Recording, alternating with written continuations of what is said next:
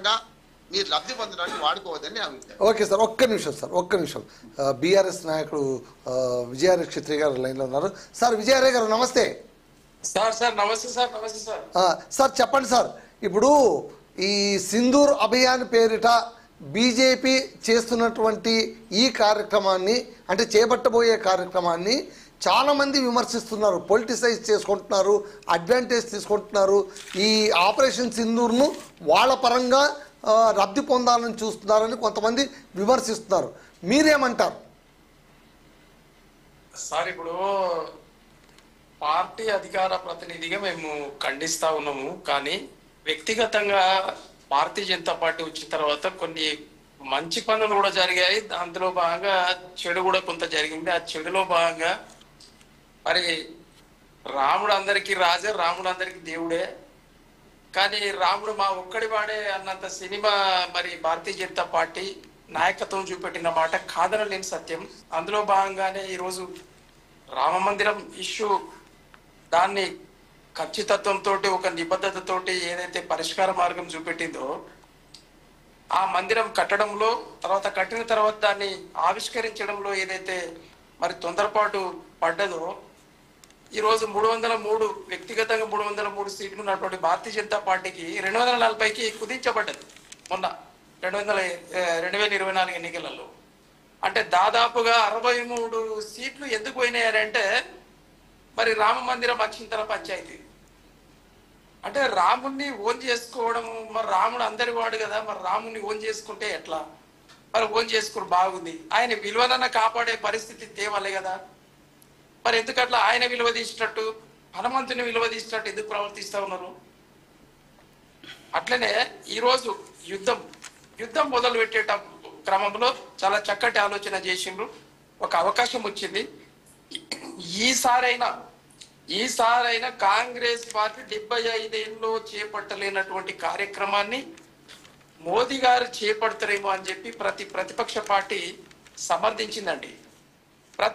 ప్రతిపక్ష పార్టీ సమర్థించిన తర్వాత మరి ఆల్ పార్టీ మీటింగ్ లో నిర్ణయం మేరకు యుద్ధాన్ని ప్రకటించడం జరిగింది టెర్రరిజం మీద.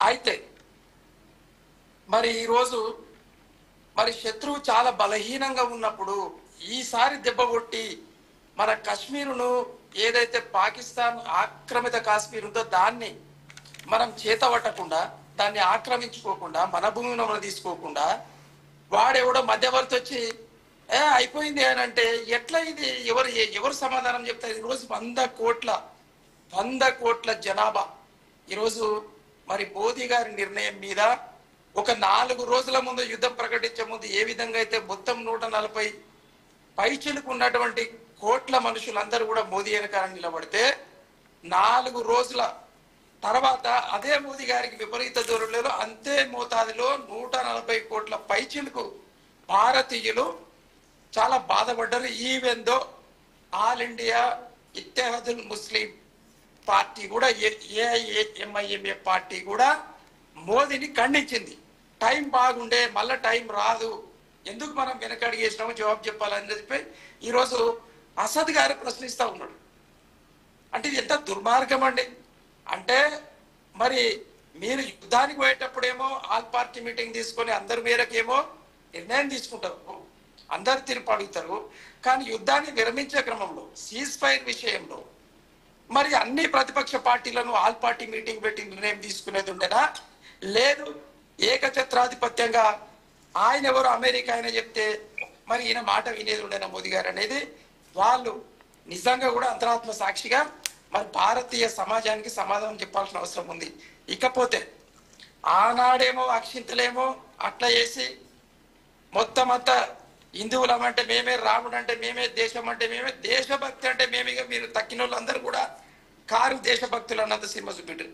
ఈరోజు అక్షింతలు, ఈరోజు ఏది సింధూరం, ఆ సింధూరం పంచ కార్యక్రమం ఎందుకు చేపట్టిరు? ఏం అవసరం ఉండే?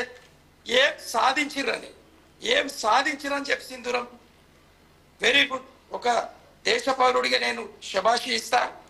అక్కడ ఉన్నటువంటి ఆతంకవాదుల మొత్తం కుటీరాలన్నింటినీ ధ్వంసం చేయడంలో మన భారత సైన్యం సక్సెస్ మోడ్లో ఉన్నది. వెరీ గుడ్, శబాష్.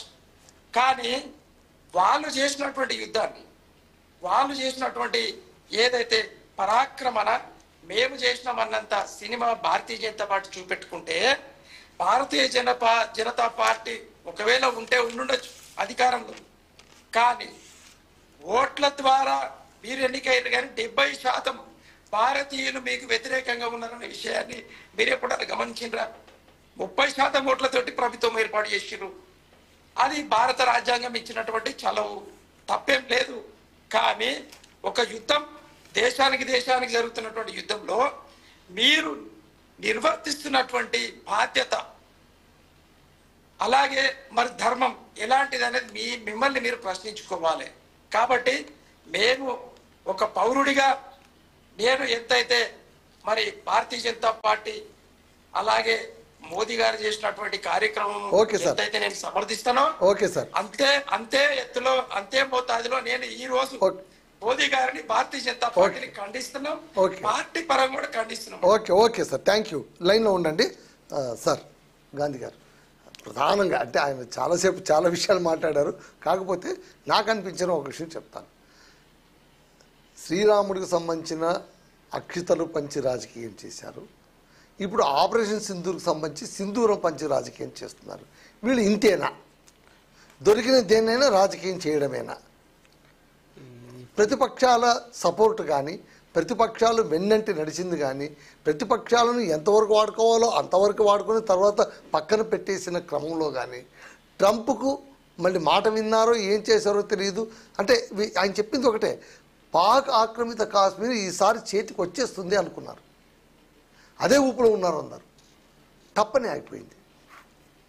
అయితే వారు చెప్పిన దాంట్లో, విజయరావు గారు చెప్పిన దాంట్లో కొన్ని విషయాల మీద సరే వారు చెప్పింది నేను కూడా అనుకున్నాను, ఈసారి అయిపోయింది పాకిస్తాన్ అని నేను చాలాసార్లు అనుకున్నా. నా వ్యక్తిగత అభిప్రాయం అది, నేను అయిపోయింది అని అనుకున్నా.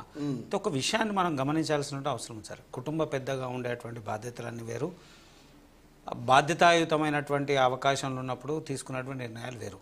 బాధ్యతమైనటువంటి అవకాశాలు లేనప్పుడు మన కింద వాళ్ళు ఉన్నారు, వాళ్ళు ఏ నిర్ణయం తీసుకున్నా మనం సమర్థించేటువంటి అవకాశం ఉంటుంది.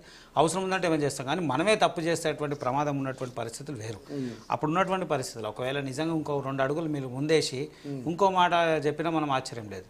ఏమని అయితే అప్పుడు ఆ రోజు ఎవరైతే తీవ్రవాదులు ఉన్నారో పహల్గాంలో తీవ్రవాదులు మీరు హిందువా ముస్లిం అని అడిగారు సార్.